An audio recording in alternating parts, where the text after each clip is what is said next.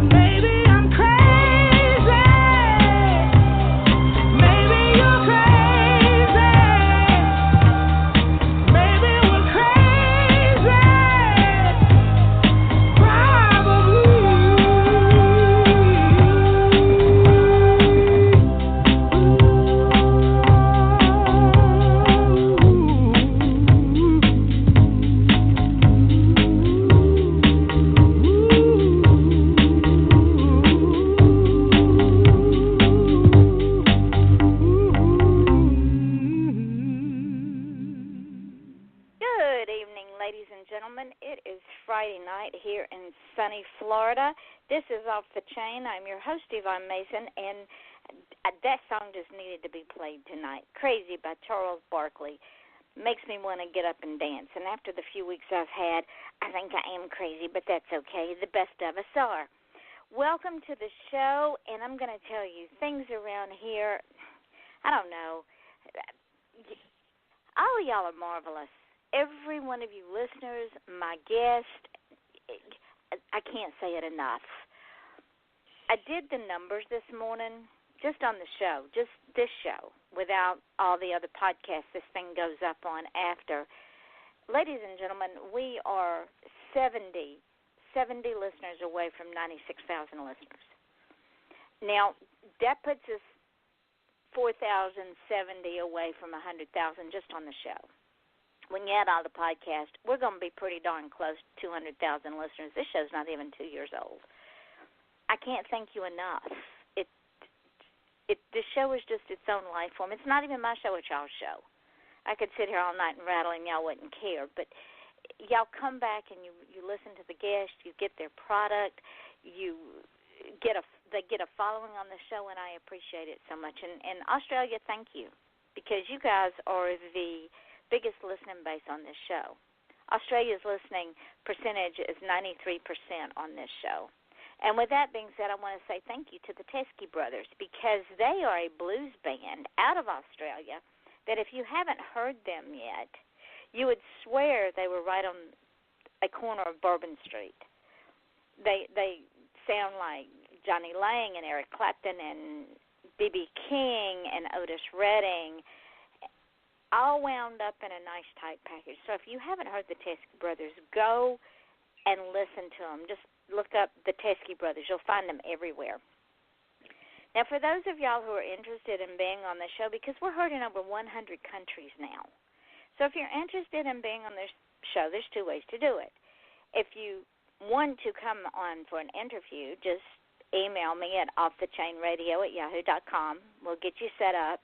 But if you're kind of leery, 200 people sound kind of scary to me, I don't want to be nervous, you can place an ad. And I'll run it for 30 days from the day I get it. No matter how many shows I have, I will run your ad. And that brings me to a corporate sponsor we have. It is CeCe Chamberlain. And she has a little podcast called Inside Your Life with CeCe, which is a motivational, passionate conversation.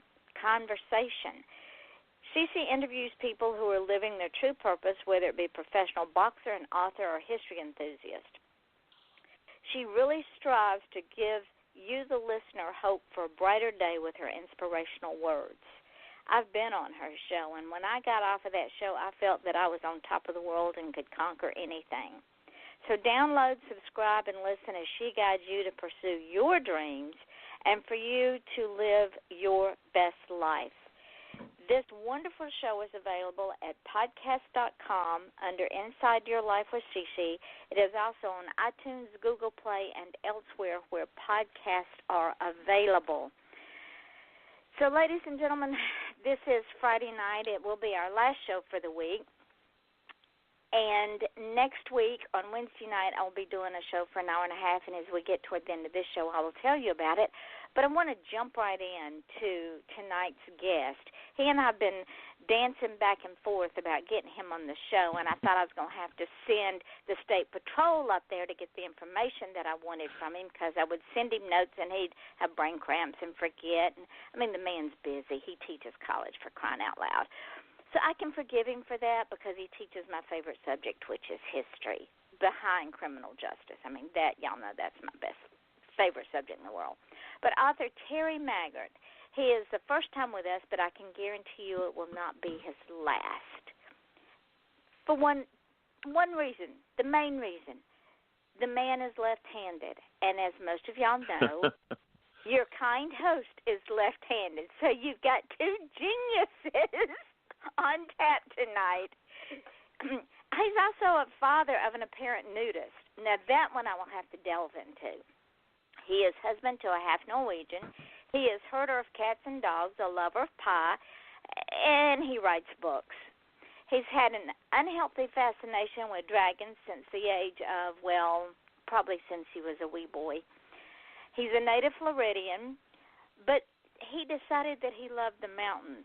But it's like we were talking about before the show. You can take the boy out of Florida, but you'll never take Florida out of the boy. I bet he still goes barefooted in the snow.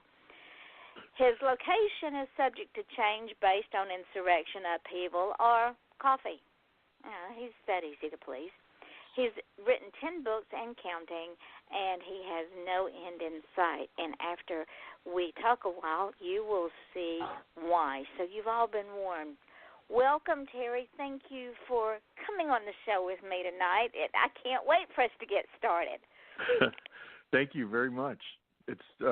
I apologize, too, for brain cramps. That was my fault. That was entirely my fault. So. We all have them. Oh, yeah. I live in a fairly permanent state of them, so. Well, I do too, and see, my husband's taking radiation for basal cell carcinoma. We just got over colon cancer, and he decided he was going to try basal cell, see if he liked it any better. So we've been going to radiation every day for the last millennium, it seems like. So, it happens. But you're here now, and that's what's important. Yes.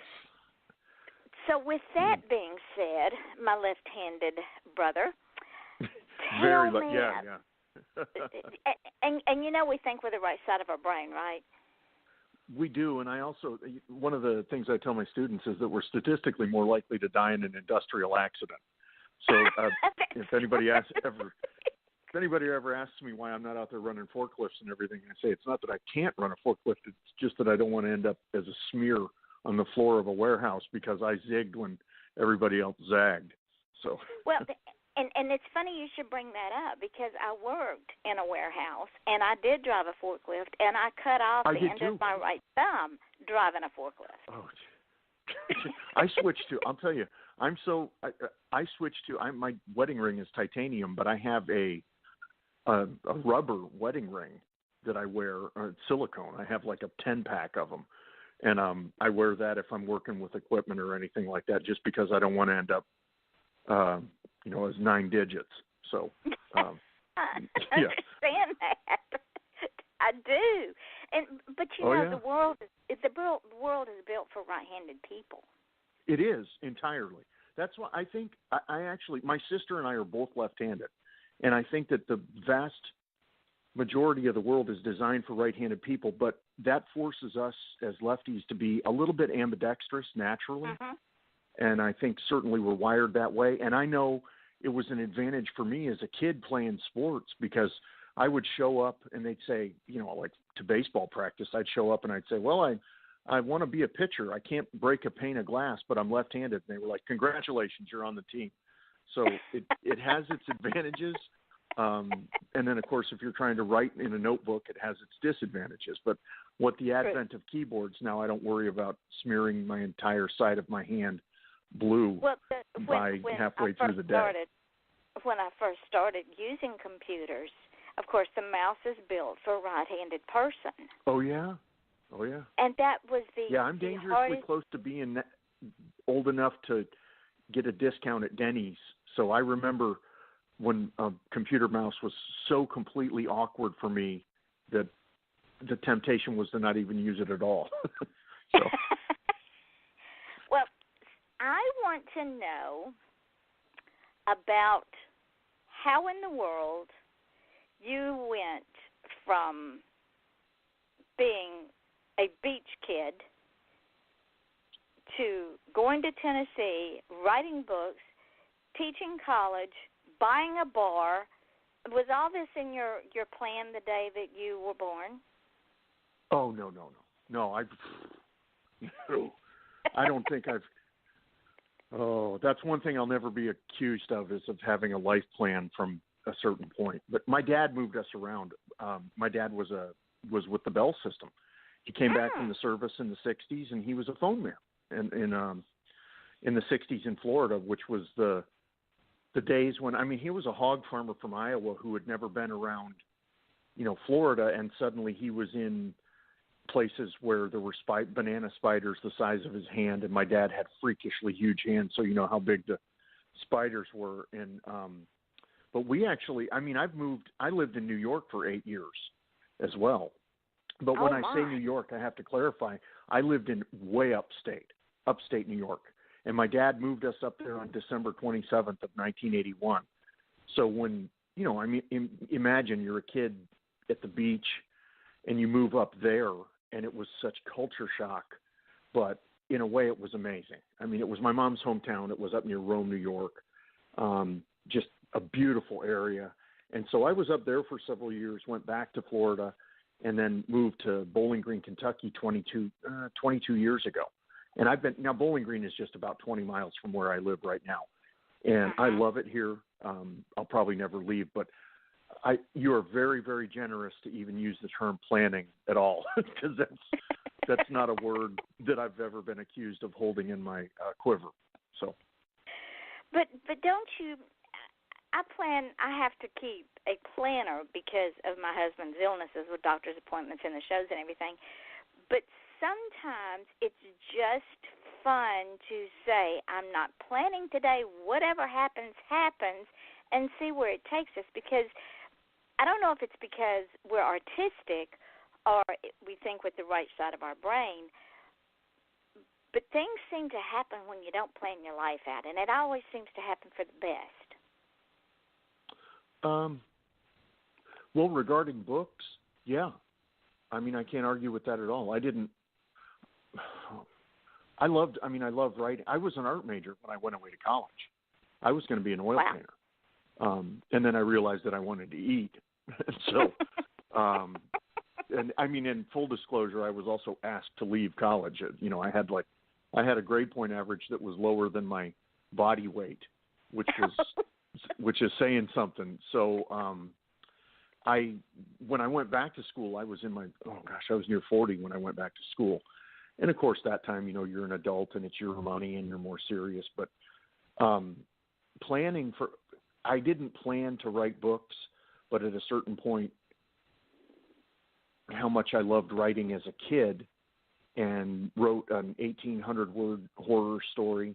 And one thing went, you know, it just is sort of this formless kind of flowing with it. And before I knew it, I had 88,000 words in a novel.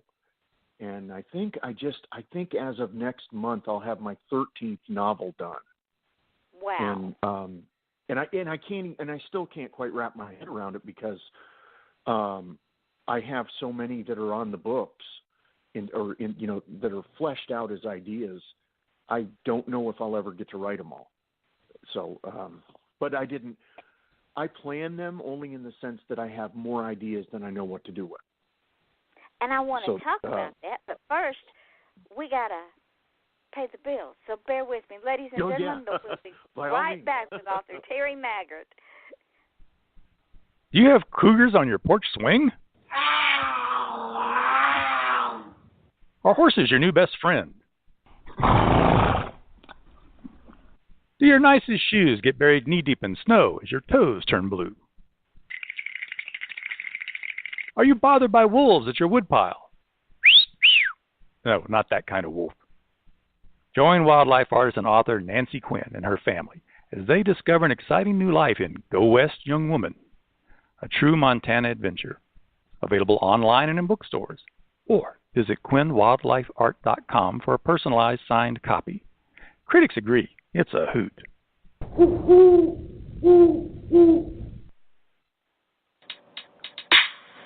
One. And Winona, the lovable narcissist from the Woman's Cave podcast, inviting you to join us in person or streaming at the Inspirational Women in Literature Conference on March 17th. Get tickets to the conference, buy our books, or watch the TV show Just Right in Life at andwethoughts.com or thewomenscave.com. So peace and love from Winona and Jade.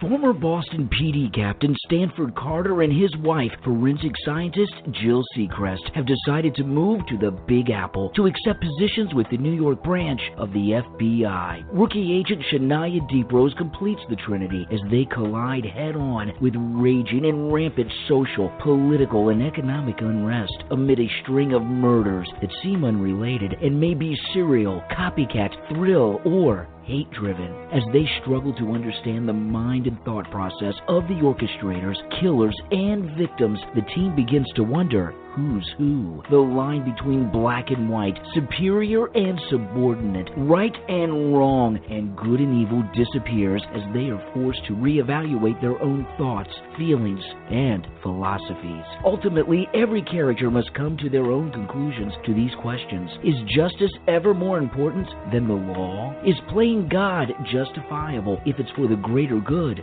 of all? Come along for the ride to see if Agent Carter will decide to stick to being a hunter or become judge, jury, and executioner instead. Find the answers to these questions when you read the new book, The Killing Collective. The Killing Collective is a character-driven story with big characters with depth. They're soul-searching in addition to the biggest case of the agents' careers. The Killing Collective, available on Amazon in both Kindle and paperback editions. Order your copy today. Back here at Off the Chain with my guest author Terry Maggert. Now, in all of your non-planning, What possessed you to buy a? It's a very nice. It's a really nice term. Well, it fits. What possessed you to buy a bar? Was this before you decided to write, or was it after you decided to write? I am from a family of bakers. My grandpa came back from World War II, and he, I guess, through a series of events, wasn't sure what to do because he had given up a great job, like many people do during World War II. He gave up his whole life, and he came back and he went to my Nana, and it's a poignant story in our family about how he reached this decision. But they borrowed lumber and built the pie stand, which was up in Rome, New York, and they cooked hamburgers and hot dogs, and they became known for their pies. So they expanded over the next 25 years to 3 locations. And I got it honest. I mean, I had to reach a decision at a certain point in my life where, what are you going to do when you grow up? That kind of thing. And I'd worked as a roofer and worked for Blockbuster Video and retail and, all the things that you do. And ended up coming up to Bowling Green, Kentucky, and I bought a pub. And I love that I did. You're married to the building, and it's restaurant work it's not hard work. I mean, it is hard work. It's not hard work like working concrete or being a shipbuilder or something like that. But it's on your feet, 15, 16 hours a day. And but through this chain of events, here I am 20 years later. I don't regret it at all. I loved that I did it. I did it for years. But now what I do now is, for me, a lot more satisfying. And I think what possessed me to do it is it was in front of me. I was 26 years old, 27 years old. And when you're that age, you're immortal. You think you can do absolutely anything, and you're not going to die, and you're capable of making anything successful. I certainly thought that way. And so I did it. And I actually, looking back now, it was a fountain for me. It was a fountain of experiences and friends and things that I carry with me. And now I can look back at it fondly and not feel the stress of owning it. And so here I am at this point in my life with that as a catalyst for some of what I write about. But as to the reason why I did it, it was because I could. and there's so many stories from the regulars that came into the pub and their lives. It's unbelievable. It's unbelievable. Writers we're by nature, we're observers. We look around and see people and everything. And if you ever want to see people, buy a bar. I mean, just buy a bar. Or I have another suggestion for anybody. I've always said, if you want to learn how to be humble and simultaneously entertained, go work retail and work at a returns desk, because you'll see the absolute best and worst of humanity simultaneously for 8 hours a day. And all in between. And every possible permutation of it on your shift. Plus, and not just in personality and attitude, but in dress, in movement. Oh, everything. The whole 9 yards. Some of the characters that I've written that people connect with the most, that I get fantastic emails because somebody reads your book. First of all, it's amazing. I'm never going to get over the fact that somebody wants to read something I write. I love that. And because I love books so much. Books are my first love. I've been reading since I think I was 4. So, it's the longest relationship I've ever had in my life. We're 45 years and counting. But the characters that I've written that people connect with, they say, I've met that person. I know Annalise Wimple. I've been to the bank, and the lady was mean to me and rolled her eyes and, had makeup applied with a paint gun and, hair that was sprayed within an inch of its life, and she was mean to everybody and ruled with an iron fist. And they're like, yeah, I've met her and everything. So most of my experiences came with me. I've just kind of carried them with me and mined it for ore to build these people who I hope are three-dimensional and very familiar to you. And you also now have another layer to add to your quiver of characters because, ladies and gentlemen, this wonderful human being teaches my second favorite subject in school, and that's history. Of course, y'all all know my first love is criminal justice because that's my degree. But those two really, Terry, can go hand in hand. Very much so. Oh, yeah. Well, my field was military history, and my undergrad was religion. So, and of course, there's such a Venn diagram of overlapping between religion. I always say to my students, I draw a dollar sign and a cross on the chalkboard, and I say, here's the two reasons for war: money and God. And you can very often draw back. You can pull back the curtain and find that the real reason for a lot of it is those two reasons. This is my 5th year of teaching. It was something that I came to later in life and love it. I absolutely love it. I teach at a local college here, and I get a lot of non-traditional students, and I was you and I were both talking, we were non-traditional students. And another thing that you said that really resonated with me when we were off air is I would go back to school right now if I could. If I thought that I could take a class specifically in, just the Crusades or specifically in the life of Buddha or something that interests me, I'd absolutely go back to school. But because I'm never going to get tired of the experience of being a student.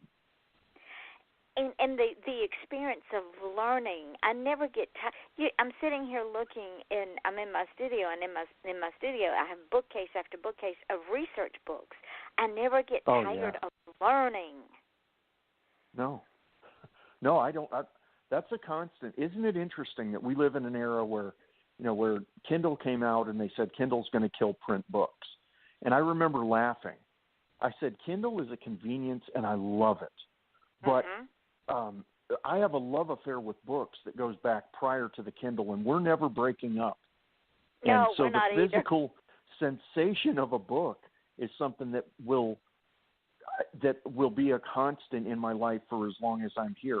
And I want to make sure that I say I love audiobooks too, but for an entirely different set of reasons. I love audiobooks because it gives me a chance to get introduced to characters in a different way. And there are performers who are just so unbelievably good, and you listen to it and you say, this really makes the book three-dimensional for me.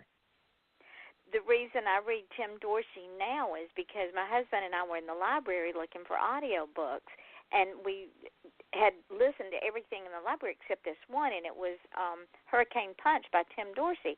And I looked at the back of it, and I said, let's get this one. It sounds interesting.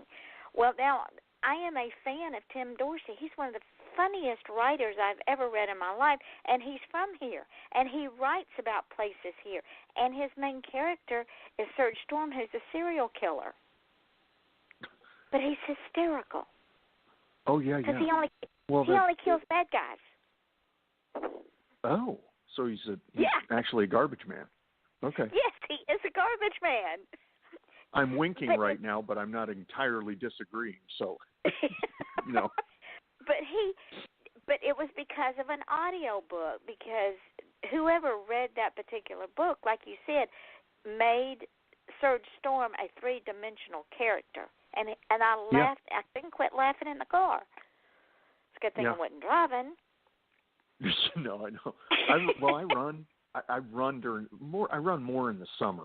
I'm a hot weather runner, and audiobooks are my candy. I consume them at an alarming rate, and I travel, of course, with books. Like I think I'm going to do 17 events this year or 18 events. I'll be signing, across the United States, and so a lot of them I like to drive. I actually enjoy driving. I like the act of getting in the car, getting coffee. I like the concept of travel because I traveled a lot as a kid, and I think it just resonates with me. So I'll listen to audiobooks, and I'll listen to them, for hours on end. And it's not hypnotic for me; it's enriching. And now, if it's funny, I actually, certain authors for me are just absolutely hilarious.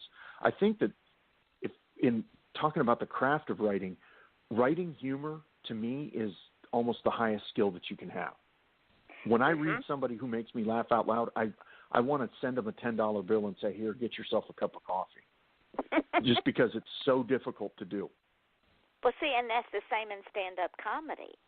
That is the hardest thing to do, because you've got to know when to throw that punchline in. Just like in writing, you've got to be able to know when to throw that punchline in, so that you just take your reader completely off guard, and they fall out laughing, and they go, I cannot believe they threw that in there.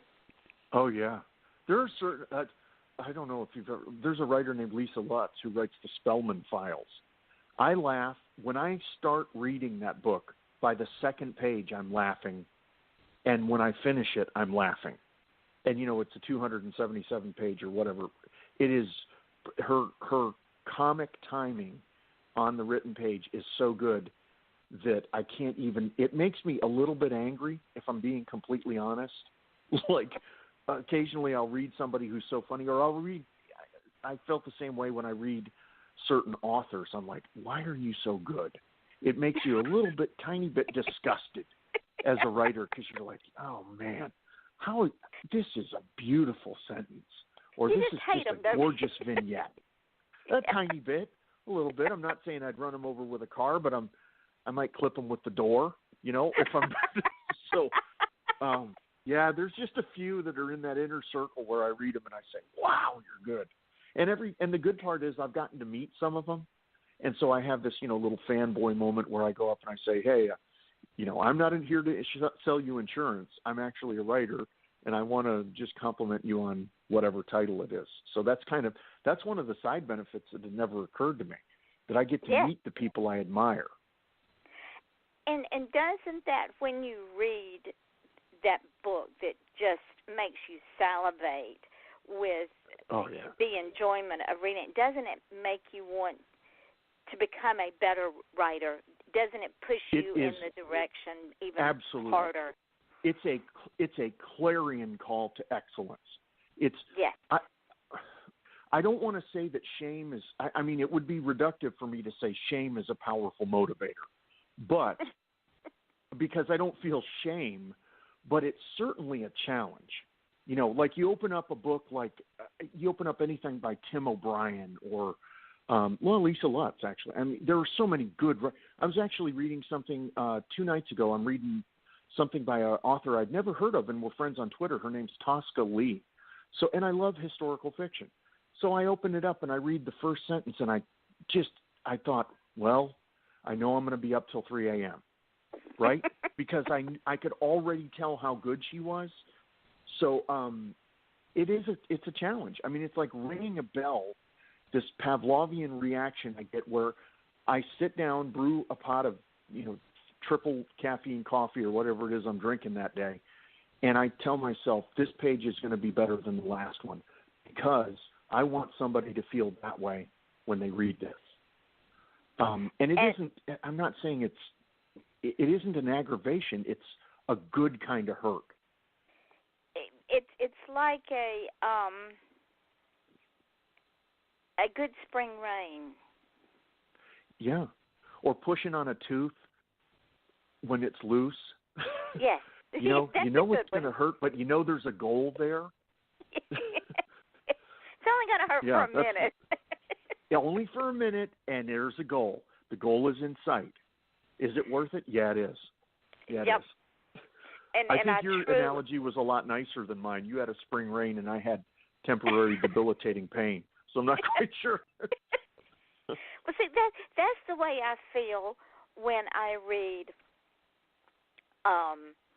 Tim Dorsey and Janet Ivanovich and Anne Rice, because they make me want to be better than I am today.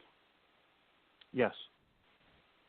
Anne Rice, I remember 20 years ago reading a sentence by Anne Rice in particular in one of her novels. It was in Ramses the Damned. And I remember thinking, if I ever was a writer, that I wanted to make sure that I was going to climb inside the skin of the character that I was writing so that I had distinctly different voices. And the sentence that did it for me was when she was writing Ramses the Damned, he said, well, why wouldn't it be this way? The land is mine. I'm paraphrasing, but it was so regal and it was so imperial, but it was exactly the way he would have spoken. And it was so radically different from the other characters in the book that there was no question that I imagined myself being in a room where he walked in, and I would have thought only an idiot wouldn't realize he was a king. And she imparted that with one sentence. And so these are the little things I've carried with me, and I never forgot it. And I thought, okay, so I need to have more than – you can't read a book and say, oh, Terry wrote this, and every character sounds like Terry. Because, number one, I'm not that interesting, and number two, I don't have that much to say. But the characters have a lot to say. So, and they stay in your head all the time. Oh, yeah. Oh, yeah. I actually, one of the best things that is greatest inventions ever is my voice notes on my phone, where I can verbally jot down little bits of dialogue and things like that come to me throughout the day. So that there's always something to write. But saving it is, to me, even more important. What I found interesting, and again, we go back to both of our love of history, is you said that if you want to find a villain, go to history. If you want to find a hero, go to history. Because since the dawn of time, since Adam and Eve, there's been a hero and there's been a villain. Yes. What heroes and villains. And sometimes they're in the same skin. That's true. The moral ambiguity of, I'm just throwing out, if you look at people throughout history like Alcibiades or, anybody that burned bright like a comet, and you look at them, Alexander the Great, people like that, Boudica, you look at these people and they're real humans. I mean, they're flesh and blood humans, and I'm sure that they've been lionized throughout the years, but there is a lot of meat on the bone if you're looking for a villain. I looked for villains, and I think I'm half Polish. My grandparents are from Poland, and so the concept of villainy in that area of the world is quite different. They have a unique outlook on life. And so I sought villains from that area and actually used 2 or 3 people who are historical figures from there as villains. But I can go, you love history too. You can't turn around without hitting a villain. And the same can be said for heroes. There are plenty of them out there. They do get swept under a little bit because we tend to be obsessed with the bad, I think, and we're saturated with it. So you might have to dig a little bit, but there's plenty of heroes too. And sometimes the heroes come in the most unlikely places. Just as a side note, when I wrote A Voice from the Grave, the heroes were not the generals. The heroes were the prisoners. Oh, yeah. Yeah. And it's a historical fiction. And sure. People that are what's nameless. the setting on that? The Civil War. Oh, okay. Andersonville. Hey, have you ever toured any of the battle sites? Oh, Gettysburg, Andersonville, the prison at Gettysburg, Fredericksburg. Oh, yeah. The one that had the most impact on me was Shiloh. When I went to Shiloh and I saw the cataclysmic stupidity of it in terms of positioning and charging across a peach orchard in wool uniforms in 80-some-odd degree temperatures, and just thinking to myself, there is just no amount of heroism that can describe what happened and the senseless loss. Oh, just the sense of loss that permeated that peach orchard. I remember it still, and that was 15 years ago that I was there. I got that feeling at Gettysburg. I mean, at Gettysburg, yeah. When we went and we drove through, and you had all the different battles. Oh yeah. It was the totals. I told my husband, I said, I I don't feel a depression. I feel a sense of sorrow and of unnecessary loss. Yes. It just permeates the entire area and wraps itself around you like a wet coat. Yeah. Yeah. There's a lot to be said for preserving. I'm a huge proponent of preserving the past. I don't think that we can ignore our mistakes. I think that ignoring your mistakes is the cultural equivalent of sticking your fingers in your ears and saying neener, neener. And I don't agree with it because I have students that weren't alive when 9/11 happened. And culturally, if I ask my grandparents and even my great-grandparents were alive well into later in my life, for them, Pearl Harbor was the defining moment. And then and then I asked my mom, and she said the day Kennedy was shot. And then for me, as a little boy, when the men walked, when I watched the Apollo missions going up, and then the day the shuttle blew up, and these events that are, imprinted on our cultural DNA, we carry them. Well, I've got a lot of young students who 9/11 happened before they were born, and they're getting it secondhand already. And I'm thinking probably the three most important words I can teach them in history is lest we forget. I don't want them to. I want them to not necessarily saturate themselves with it, but certainly be close enough to it that they don't forget. Because once they forget, then it becomes unimportant. Then when it becomes unimportant, then it's repeated. Oh, it is. It becomes plausible. When you don't have a fresh memory of something, it becomes plausible. The impossible and the cataclysmically stupid becomes not just plausible, then it becomes probable. And we don't need to do that again. History, like I said, villains and heroes, well, we've got plenty of mistakes. Now, there are triumphs, too. I'm not negative by nature. I'm actually an optimist. I think that for every bad thing that's happened, I can find heroic and charming and uplifting events that occur on a daily basis. But I don't like to throw the baby out with the bathwater in terms of history, for the simple fact that we are just dumb enough to do things over again.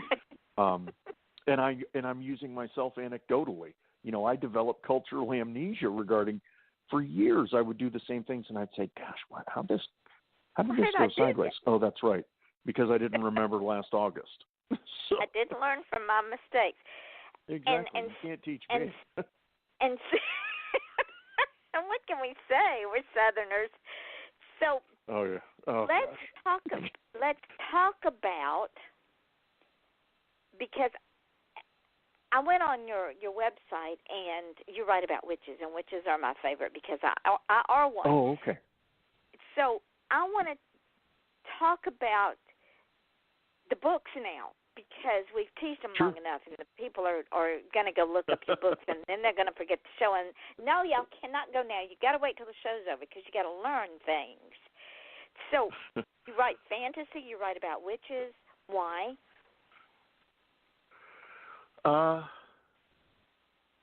Well, I write sci-fi, fantasy, horror, post-apocalyptic. I'm all over the map. I write about, I think it starts for me with the characters. I liked witches are complicated. They're complicated and elegant and funny, and they're all kinds of different things. But I like the idea that for witches to even exist, we have to, you go back in history 1,500 years, 1,600 years, to a time when sort of the church began to war against women, right? And that's a really serious response, where they took women who were considered healers and they turned them into the crone, the hag, the green-skinned woman with them. Okay, well, that's the scholar part. The fun part is that I was thinking to myself, I was like, okay, I really like the idea of a kitchen witch. A kitchen witch is somebody who is, a woman who practices witchcraft at home out of the joy in her heart and out of a family responsibility, and this carries it with her as this kind of history. And then I started thinking about, what if you take a witch and you give her a really ordinary job? So she works in a diner. So she's obsessed with waffles. which is where like Carly and I are kind of alike. And then it just kind of took off from there. And I said, because I'm over 6 feet tall, and my mom was 5 feet tall. And my mom had short girl problems. And I used to laugh watching my mom. I used to do things like hide her stool. She had this little kitchen stool, and I'd hide it. And she'd, and I was just beginning to like you. I'm 4'11", and I was just beginning to... Yeah. Okay, my mom was exactly 5 feet tall. And so I watched that, the kind of the hilarity of her life, where she just kind of sailed through life at 5 feet. And I put all these qualities together in Carly, and then I have all kinds of critters, animals. So I gave Carly this giant judgmental cat, because all cats are they're all judgmental. They are. And oh yeah, they are. Yes, absolutely. Carly, every time Carly comes back into her house after fighting monsters or bad guys or whatever, she has to go through what we call the dais of judgment, where Gus, his name's Gus, he sits there and kind of glares at her. And he glares at her because his food bowl, it's been 10 seconds since she filled it, and he only eats tuna out of the can that's been drained and all these things. And I get all kinds of emails from people, and they're like, "Oh, my God, do you know my cat?" And I said, "Well, yes, because I know cats." So I think Carly seems real, and she just happens to be a witch. But her witchcraft and everything is a family responsibility that's several hundred years old, and she has a covenant, and her covenant is to protect the town of Hathaway. And that's where all the stories come from that tension with the covenant. And like I said, I'm never going to run out of bad guys. So, I'm going to keep her busy for a while. Well, I saw that, and I said, oh, yes, I'm going to have to go and collect those books, because I love them. Well, thank you. And then you have the Fearless. What is the Fearless? Looks the book covers are killer. Oh yeah. Okay. First of all, let me give credit where credit's due. My cover artist for that is Amalia, Amy. She's Romanian, and I published my first book was The Forest Bull, and it's the tagline is 3 lovers, 2 demons, 1 problem. And I asked a few questions like, okay, I know South Florida. That's where I grew up. So I'm going to put demons in South Florida, and I'm going to have this triad of demon hunters hunt them, but I'm going to have them involved in a relationship together that is all the struggles of family and all the relationships, to see if I can keep them stable in the face of what is clearly a very unstable life, which is, hunting immortals. These immortals that don't just want them dead, they want them really dead. And so that was my first idea. And my darling wife read the first. She's way smarter than me, and she has multiple degrees, and she read the first paragraph, and she said, this isn't terrible. It doesn't suck as much as I thought it was going to. And I said, I've won. So it kind of steamrolled from there and just blew up with these. I bring in a lot of history, and I like to think that it's funny while being a little bit grim. It's a little more gritty. Let's put it that way. I think I have found another favorite author. Tell me. That would be Terry Maggert. Okay. I'll look him up.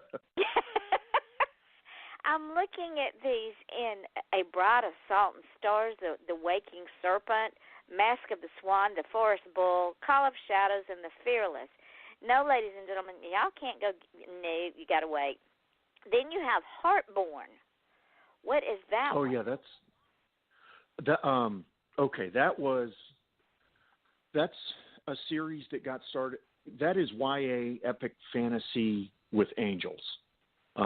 But not angels in the sense that, not biblical angels. I actually had a dream that came from a dream. I woke up and started writing at like 4:00 in the morning, I think it was. And I just asked the question, there's a 17-year-old girl named Livy, and she has spent her entire life needing a heart.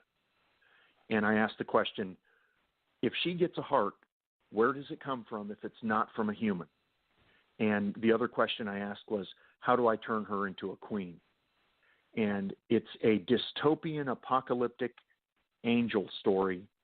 That the closest thing I can tell you is it's like The Sixth Sense meets dystopian angels. And I'm just obsessed with the concept of what happens to life on Earth if you can't live on Earth. And so it's so many things, but basically it's her seeking a heart and getting it from some place that is going to be the ultimate sacrifice. And because I'm a dad now, I've got a 9-year-old son that I think the sun rises and sets on, and I love my wife and I love my family, and it changes your attitude about what you think the concept of sacrifice is. And so Livy is this living embodiment of how far are you going to go for love. I don't want this to come across as bragging, but a friend of mine has a disability, and she read it and she said, "I'm so glad that you made it like she wasn't made of glass," because she's not. She needs a heart. She's not made of glass. And I'm very proud of that one. And the first two, actually, the audiobooks are coming out. But I really love her, and I like where she's going as a character. And then you've got the second in the series, Moondiver. You've got it coming Moonborn. out in April. Coming out in April. Oh, it's already out. It's already out. Is it? Oh, yeah. Because on your page it says Moonborn, and Spellborn. Spellborn will be out in 2019. So, yeah, I like where she's going very much. And I actually like the world. The world kind of got away from me a little bit. I realized by the second book. Form? It did. It did. It grew legs. And grew 10 legs. So I hadn't anticipated. It's like the starfish that just keeps growing legs. So. But see, that's what happens in our world, though, Terry. This spinoff happens, and then this spinoff happens, and then the voices in our head are saying, hey, I'm over here. What are you going to do with me? And it's a character usually that starts out as a secondary or a third or a fourth character, and then it just pops this little head up and says, oh, wait, hey, psst, me, I'm next. Psst, hey, you. And it won't shut up. Yeah, yes. But I've got a 23-year-old succubus hooker named Delphine, and she got away from me. And the first thing that I had her do was get, where she became concerned with her soul, where she started to say, I don't want to do this. I need to save my soul. And then she met a good-hearted priest who decided she was worth saving, and now she'll end up getting her own book. I mean, there's no way she can't, because she's taken on this richness and texture that makes her, and she's a little bit snarky in the sense like a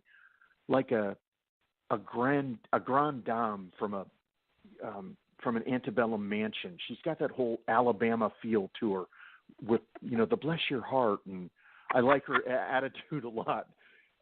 So as she kept getting deeper and richer as a character, I came to the realization, yeah, she's going to have her own thing. Now, I got to clarify, because we're heard in over 100 countries. So if the person that's listening to it is not from the South, they're not going to understand the bless your heart thing. Because, ladies and gentlemen, in the South, bless your heart can mean one or two things. And I'm thinking in her case, her bless your heart is a total insult, because it can be very an much insult. So. It's like the northern equivalent would be, oh my gosh, it's so brave of you to wear that shirt. There you go. Yeah, that's the northern equivalent of it. They don't say, oh, bless your heart, like you're just struggling. No, it's certainly not it's not a compliment. Oh, my, hurry up and get that one written so I can read it, because you've got me hooked now. You have got, in fact, I want to launch it on this show. So will you launch it? I've got, this is going to be in terms of productivity, I have 2 new series starting this year.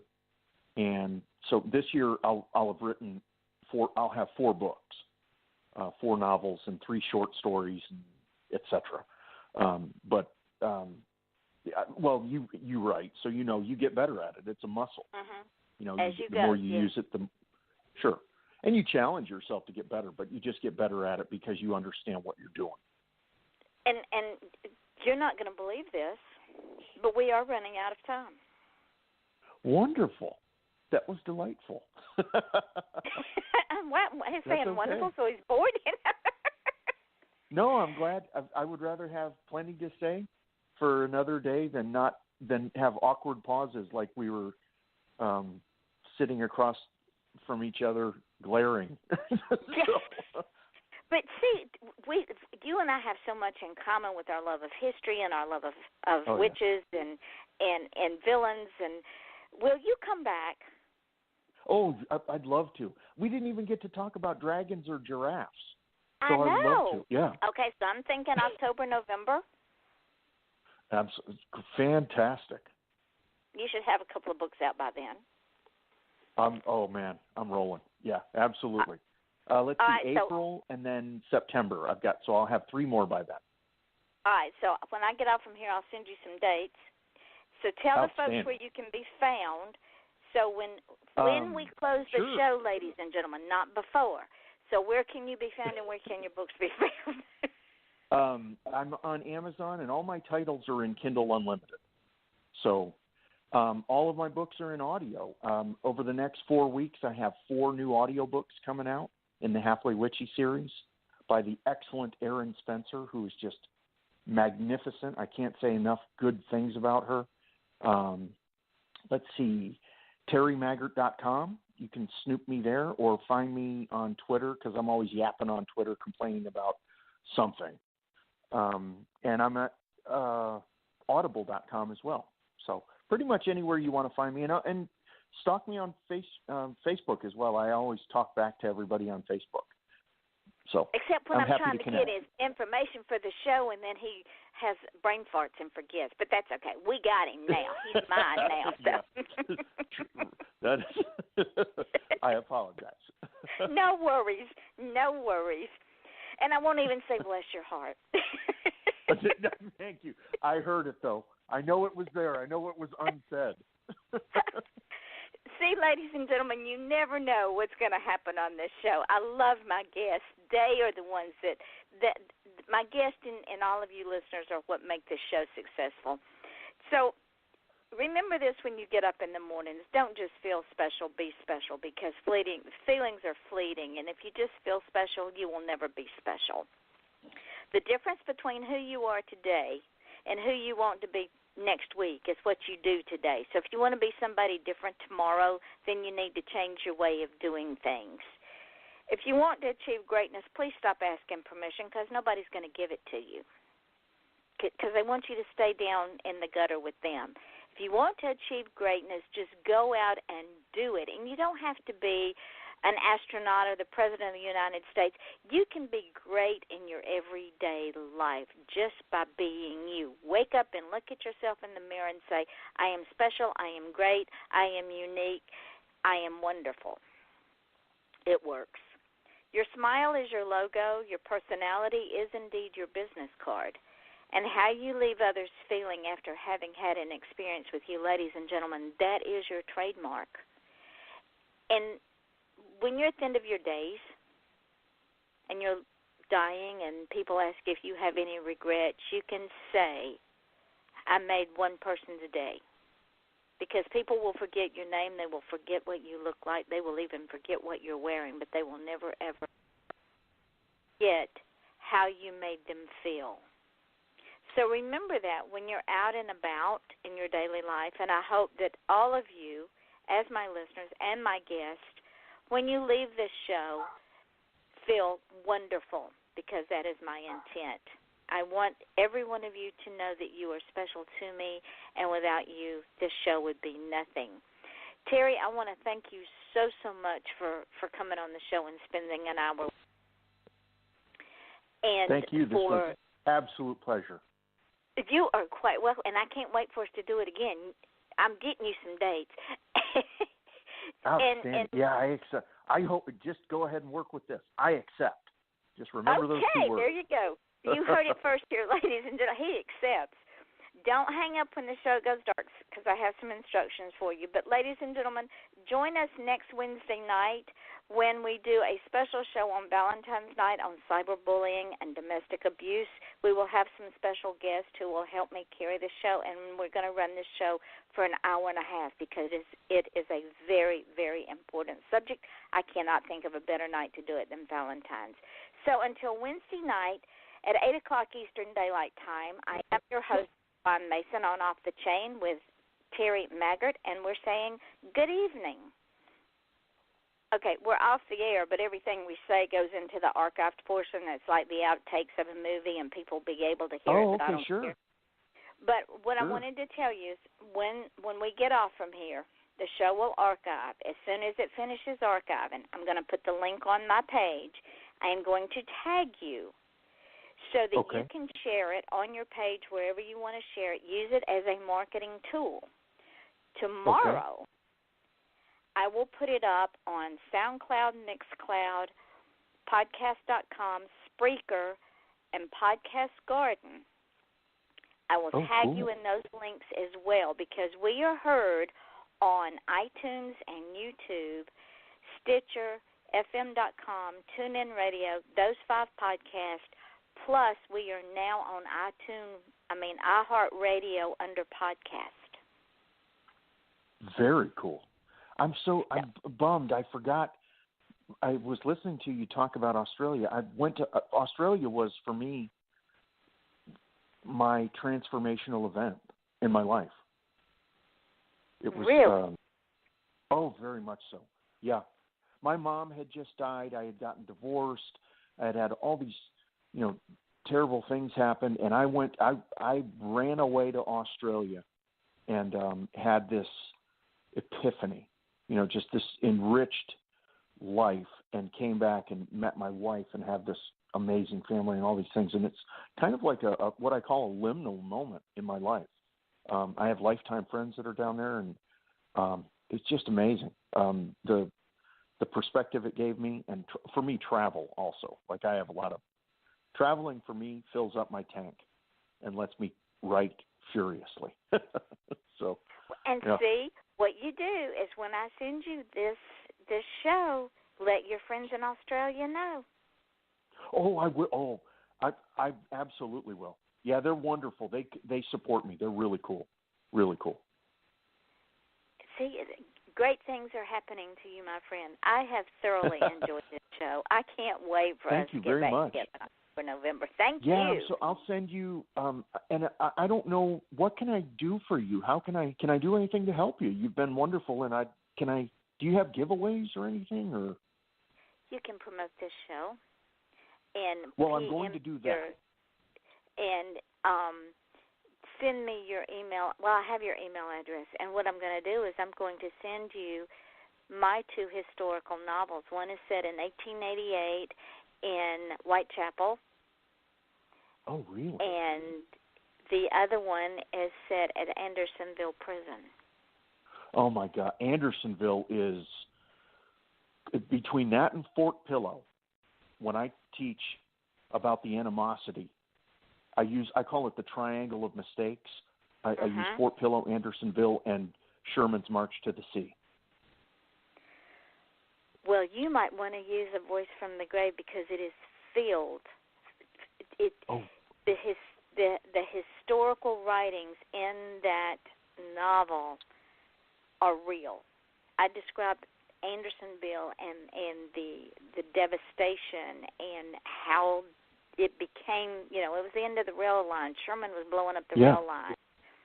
Oh, and all of that, Sherman boat all ties. of that is in there. So I will send you the Kindle edition, and then if you want some books for school, let me know. Oh, very cool. Yeah. Oh, thank you. Because what I'll do is, it. I'll have my publisher get them to you at wholesale pricing. Okay. Very cool. Very cool. Once again, those 2 words, I accept. Okay.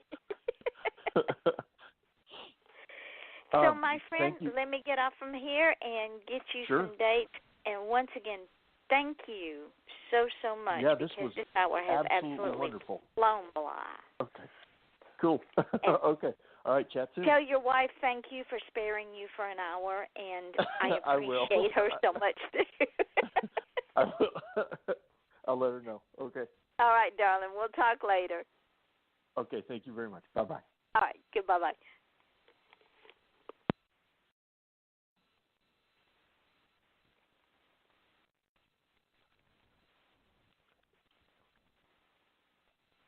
The Starlight Lounge presents An Evening with the Progressive Box. Oh, what a great audience. Let's dim the lights for this next one. Oh, too much. There it is. Gotta get things just right. Like Progressive's Name Your Price tool. Tell us what you want to pay, and we help you find coverage options that fit your budget. And now, the mood is right. Wait, the lights are back on again. Trudy, can you? And now it's completely dark. Progressive Casualty Insurance Company and Affiliates. Price and coverage match limited by state law.